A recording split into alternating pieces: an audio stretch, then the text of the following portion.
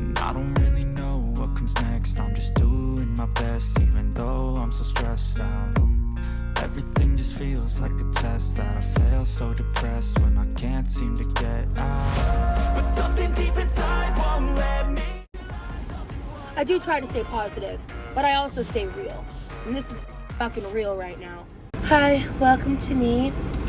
It's Saturday, May 11th. I've got a few days before my vacation, so we are going to be packing here in a little bit, but before I do that, I wanted to talk about something because I want to talk about this, but I want to make it so fucking clear that I am not like complaining about what I'm about to go do, but I want to be honest about a part of like my anxieties, my symptoms and stuff that I deal with when it comes to things that like I want to do and that are positive, but that like shit still fucking fucks me up, basically. I decided a few weeks ago that I was interested in doing something I haven't done in many years. And before I decided to do it, I checked with my mom, not to like ask her permission, but just like because my parents are helping me through this phase and like, you know, just where I'm at in life financially and where everything, I told her, I was like, hey, she basically, to back up for a second, she was the one that told me about the specific nail salon and like the mani-pedis that she gets. And I really just wanted to get my feet cleaned up. Like, you know, I've always had a complex about my feet. I think they're really ugly. And I wanted to have someone who could help like exfoliate my legs and do the, you know, the callus buffing kind of thing and just make my feet look a little bit better before I went on this vacation. And I asked my mom about it, and I was like, you know, I've been thinking about it. I don't want to do it as like a habitual thing, but because my mom in the past would have been like, absolutely not, waste of money, blah blah blah. But she was talking about like how great it felt for her and all these things, and she was like, she gave me the lady's number that she really liked and was like, you know, because and one of the things she told me about this place is it's like the best priced place in our town as well, and it's good people who've been there for over a decade, blah blah blah. And she was like, you should do it, da da da da. And I was like really happy and thankful about that. And the thing about this place is it's located inside of a Walmart, but not just any Walmart. It's located at the Walmart that is in a location where I literally avoid going to this place at all costs, because it's dangerous low-key to get in and out of it in terms of traffic and everything.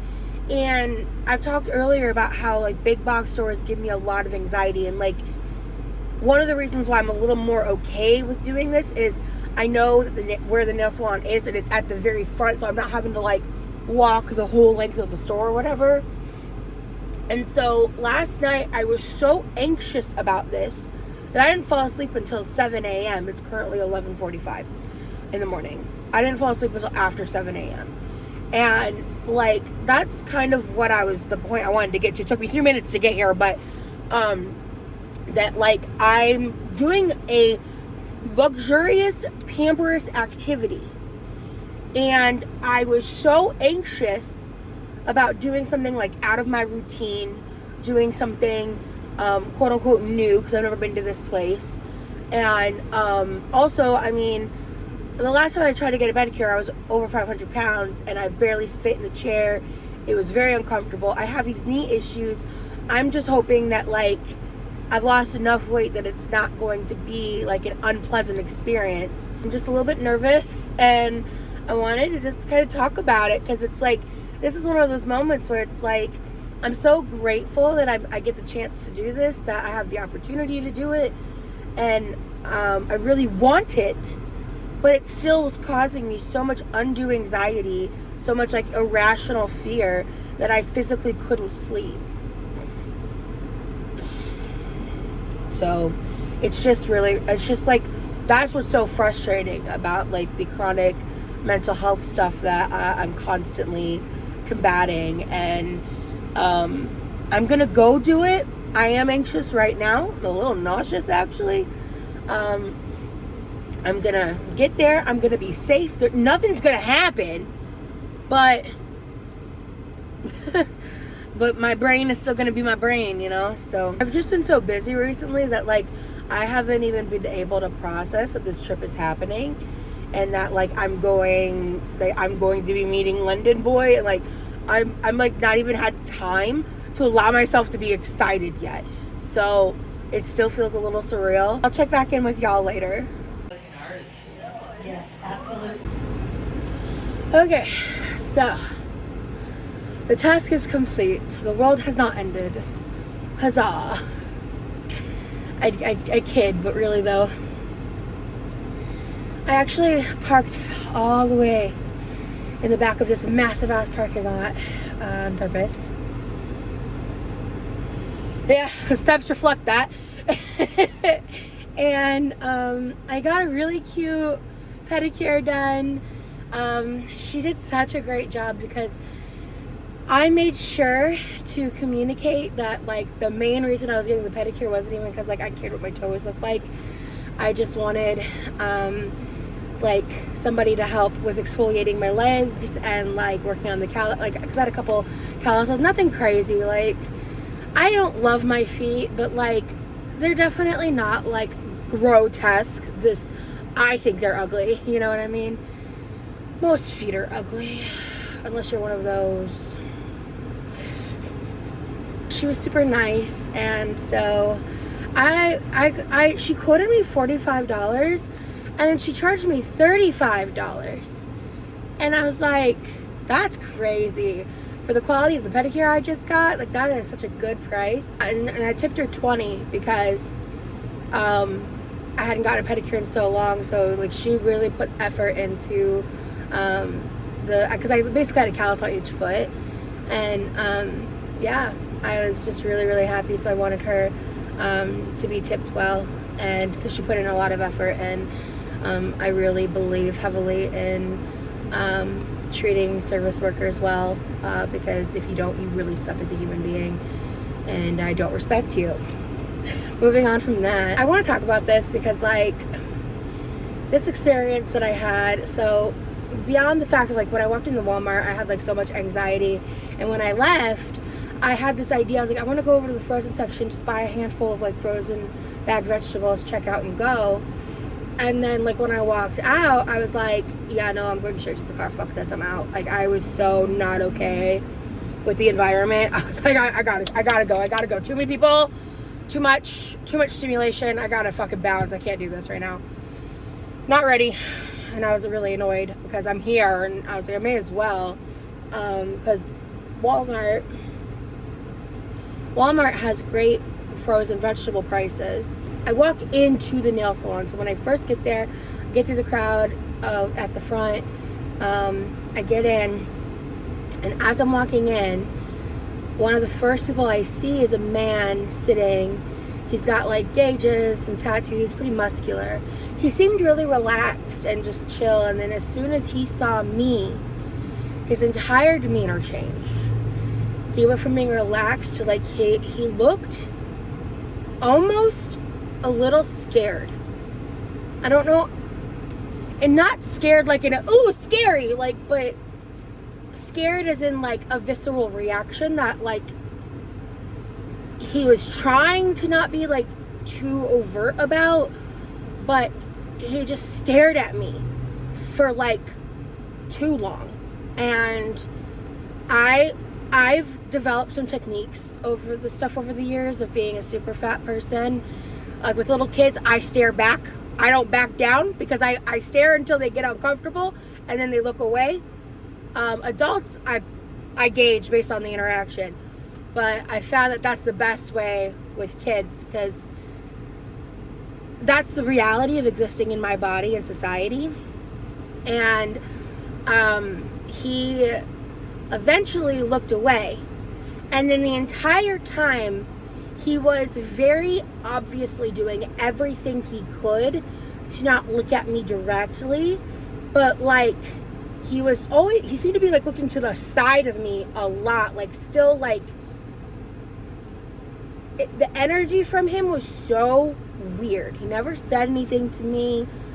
He didn't like take out a phone and take photos or anything crazy, but it was just like a situation that I've run into many times, and I will run into again as long as I look the way that I do. And he just looked so uncomfortable by my presence. And because there are people that are so afraid of being fat that that's how they behave around people like me. And it's honestly, I've gotten to the point where it honestly is just sad to me. I'm not angry about it anymore. I'm not offended by it. I genuinely just think it's sad.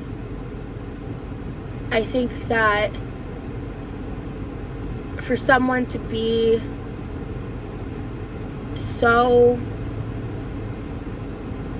viscerally afraid of that like those projections land onto other people, like that's clearly a deep reflection within themselves and their own insecurities. It does make me a little uncomfortable sometimes, especially because I do have like massive anxiety issues,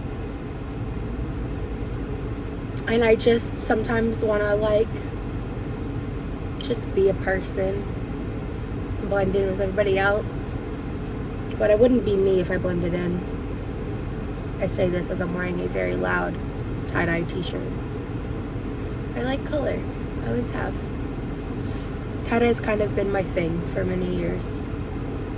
I really love it. And I had an overall good experience with the pedicure. I will say there was a lot of moments of like pretty like intense discomfort near the end, because when it was one leg at a time, I had a much easier time. When I was about 100 pounds heavier, I really struggled with even doing like one leg at a time, and that was before my knee injury was really a thing. The last time I got a pedicure, I don't know, man, that guy, it was just like,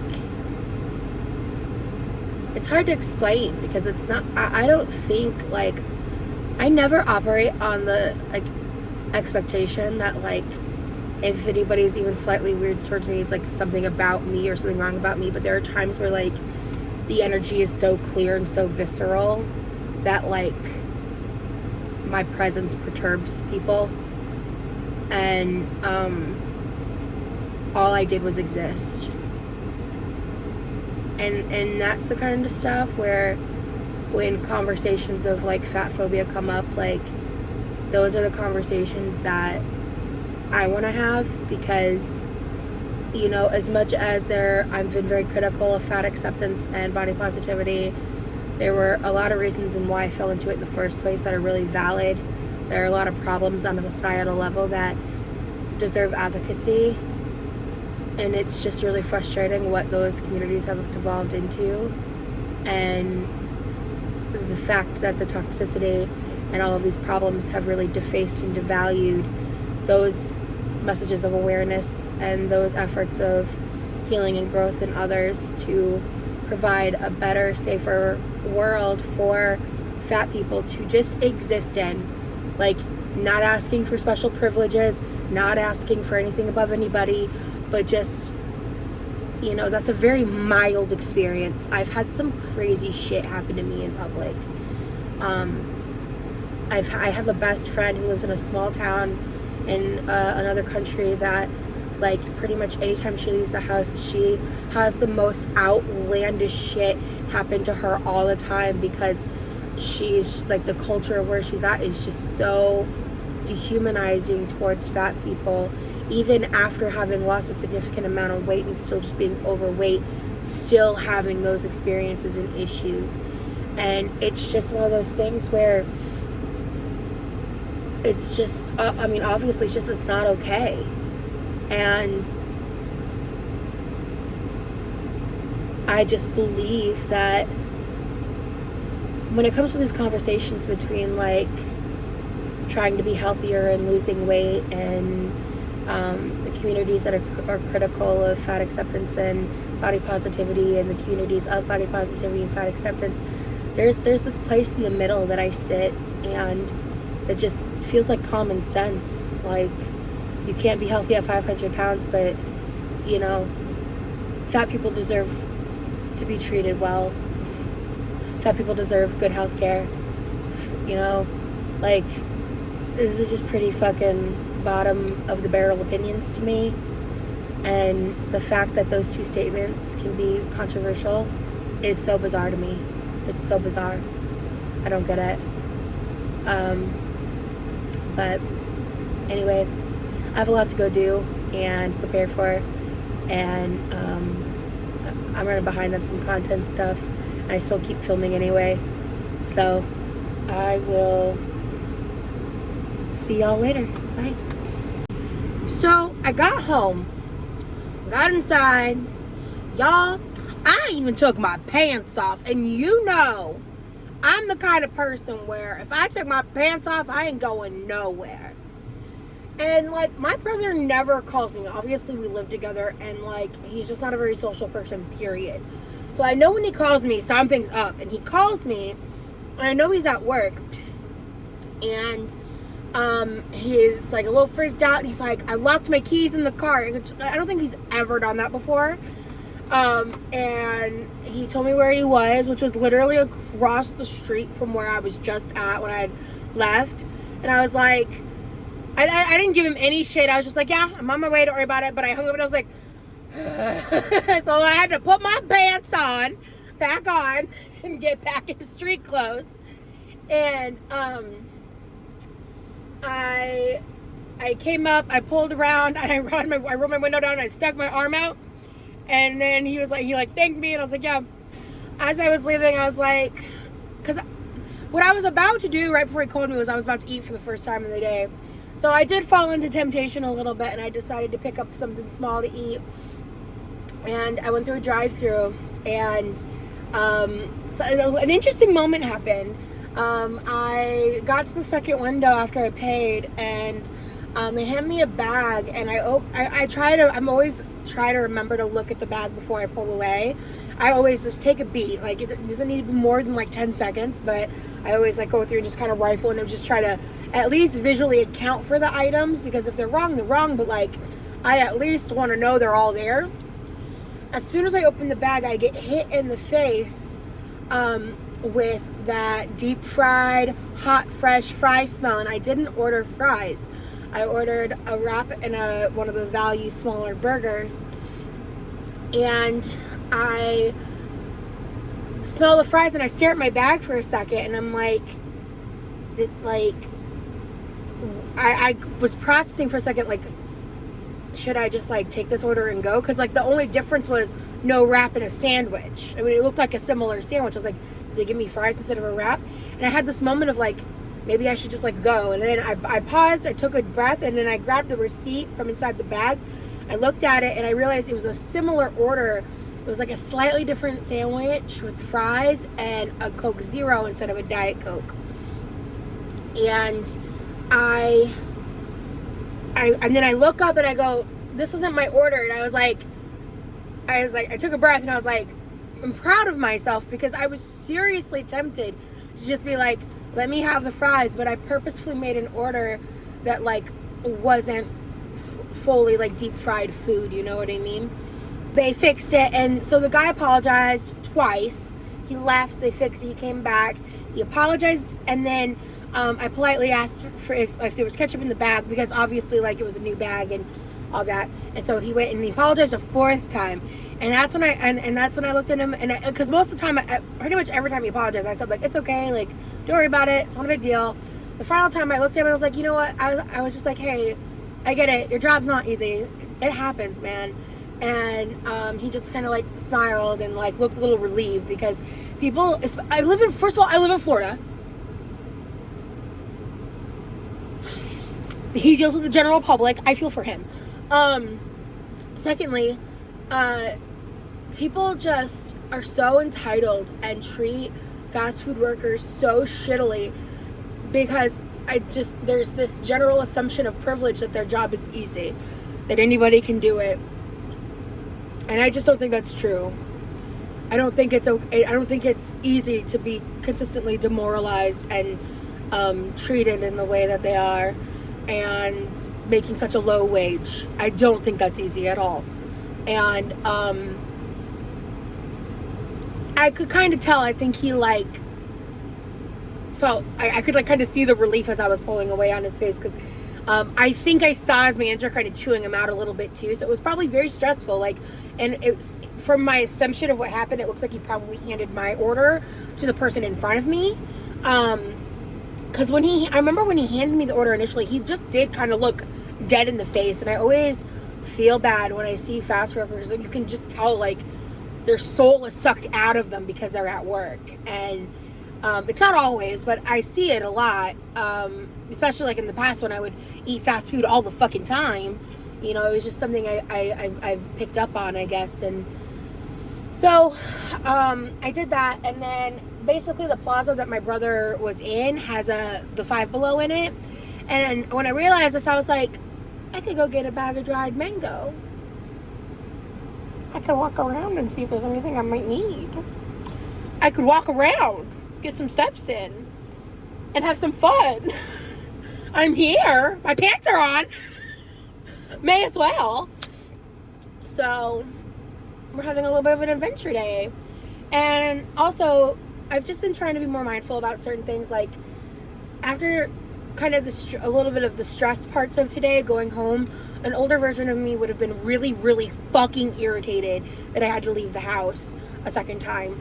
Because not even like for the physical reasons of things, but the anxiety reasons. Like, I'm the kind of person where I leave the house once and then I come back and I don't want to leave again. And if I do, it can like be a temperament issue for me.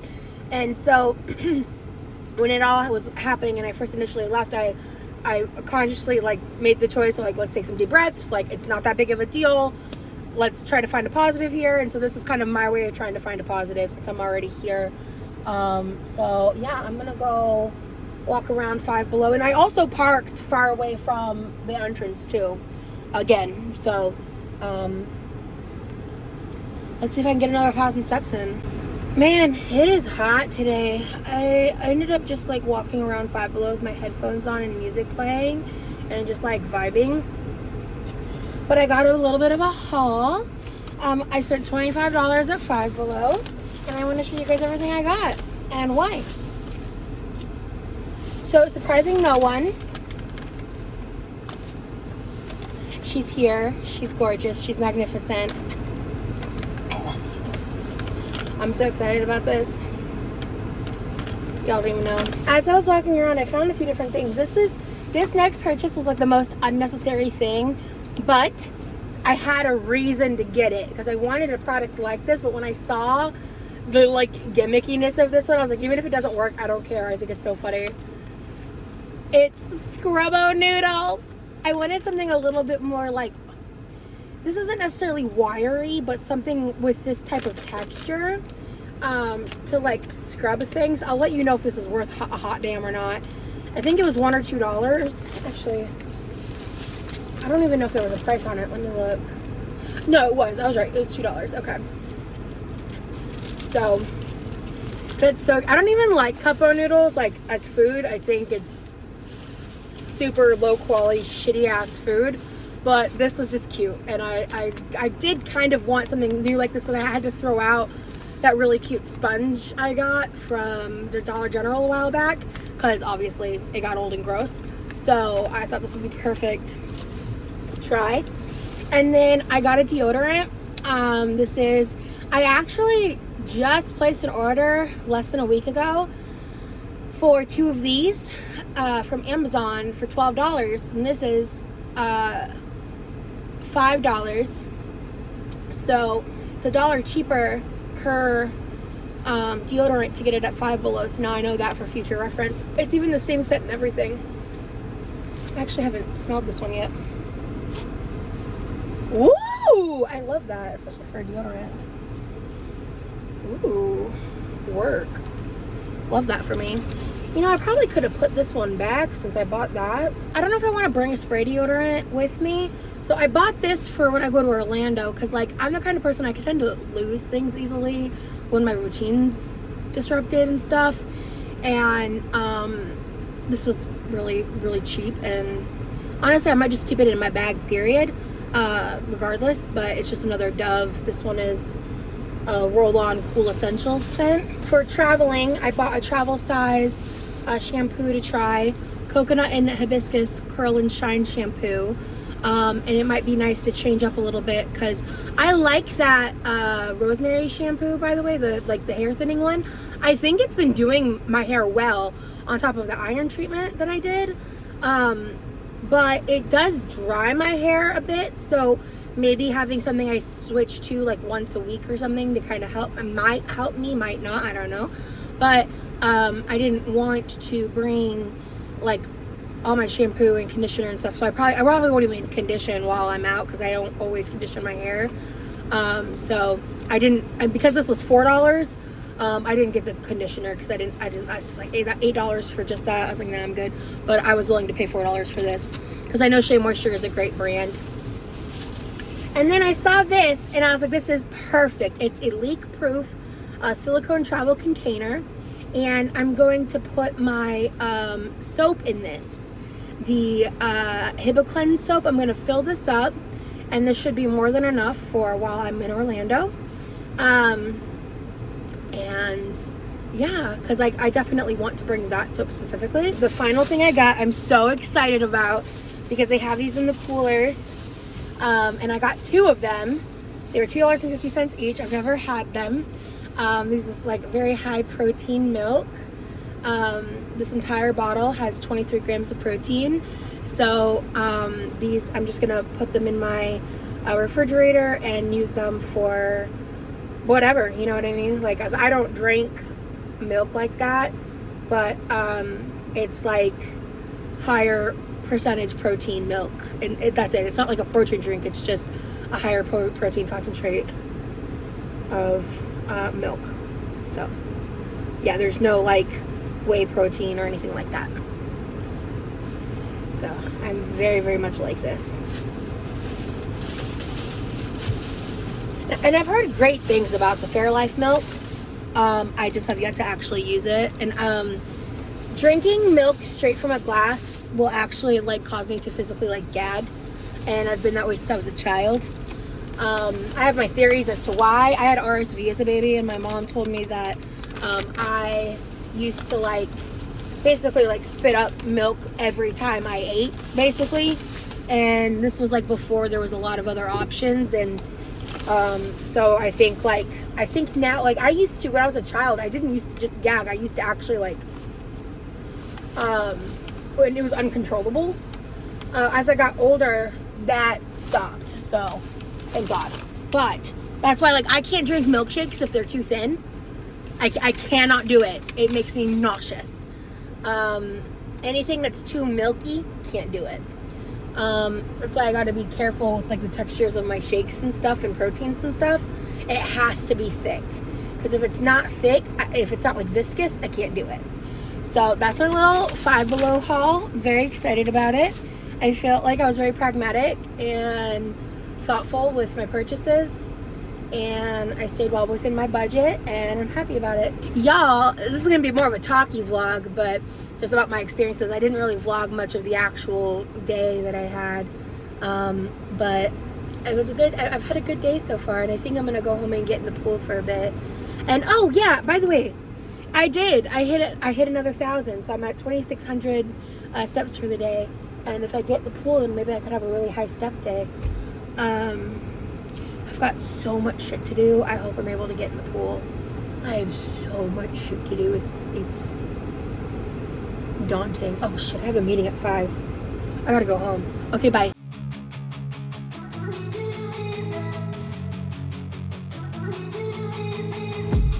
I've been dreaming on in my head like I've seen it. A life worth living is a life with meaning. I'll do what I love till my heart stops.